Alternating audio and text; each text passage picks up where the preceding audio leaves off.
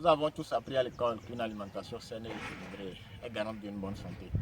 Cela sous-entend que notre santé dépend de notre alimentation. Dans chaque maison, ou au moins dans chaque famille, il y a au moins une personne qui souffre d'hypertension, une personne souffrant de la maladie de diabète, ou encore une personne obèse. Cela veut dire que nous avons une habitude alimentaire qui n'est pas vraiment bonne. Les chiffres de l'Organisation mondiale de la santé sont alarmants, mais qu'est-ce que nous faisons? C'est la raison pour laquelle mon petit frère et moi, nous avons lancé le projet Une maison, un jardin. Ce n'est pas forcément pousser les gens à avoir un grand jardin, ne serait-ce qu'un petit jardin, ou juste que chaque famille ou bien chaque personne se dise, mais au moins la tomate, je vais la produire moi-même à la maison. Une maison, un jardin. Nous visons trois objectifs principaux. Premièrement, sensibiliser chaque citoyen du monde à adopter une alimentation saine et équilibrée.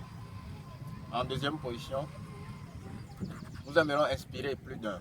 Et en troisième position, nous aimerions apporter la paix à chaque famille du monde. Car vous n'êtes pas sans savoir qu'un membre de la famille est hospitalisé, une tante, une nièce, un parent, pour cause liée à la maladie cardiovasculaire ou à l'obésité, est source d'amertume et donc une menace à la paix.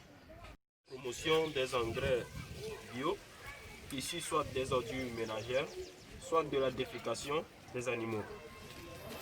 Pour s'y prendre, vous faites un trou à environ 5 cm du pied de maïs et vous mettez un peu d'engrais dedans.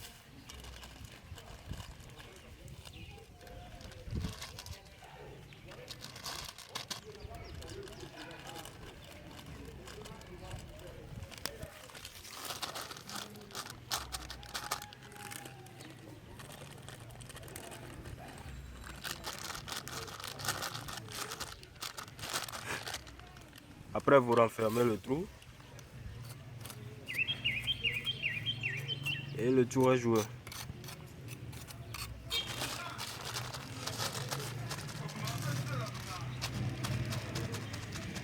Pour cela, nous avons utilisé les ordures ménagères comme engrais bio. Et cette fois-ci, ou ce matin, nous avons là des matières fécales d'animaux, de chiens. Là, nous avons mis de la cendre dessus pour pouvoir accélérer la décomposition.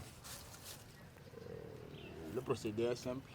Nous avons deux alliés principaux qui sont l'eau et la chaleur. C'est-à-dire que la succession des pluies et des rayonnements solaires participe en grande partie à la décomposition des engrais bio, sans oublier les micro-organismes déjà présents dans le sol. One home, one garden. Là, nous avons les pieds morts le maïs que nous avons eu à planter il y a de cela 4 mois. Maintenant, nous avons encore planté de nouveaux pieds de maïs. Comme vous pouvez le constater, vous avez là notre petit champ. Nous avons fait beaucoup de cultures. Récemment, nous avons défriché les pieds de maïs. Voilà, c'est chez moi, c'est ma maison. One home, one garden.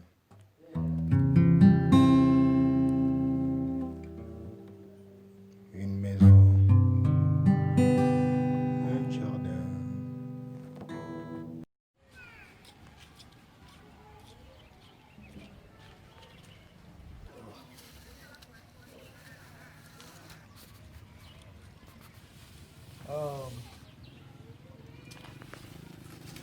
Voilà un pied d'igname. Ce pied, par exemple, il y a de cela 4 à 5 mois, était presque mort. C'est-à-dire, il ne poussait pas, mais j'ai constaté que juste au bout ici, avant c'était pas long comme ça, hein. C'était juste un pied qui avait poussé de 4 cm ou 5 cm. Et après, j'ai constaté que cela se noircissait, comparé aux autres pieds qui sont devant là. Alors, pour tester les petits résultats que nous sommes déjà en train d'avoir, vous allez voir qu'ici,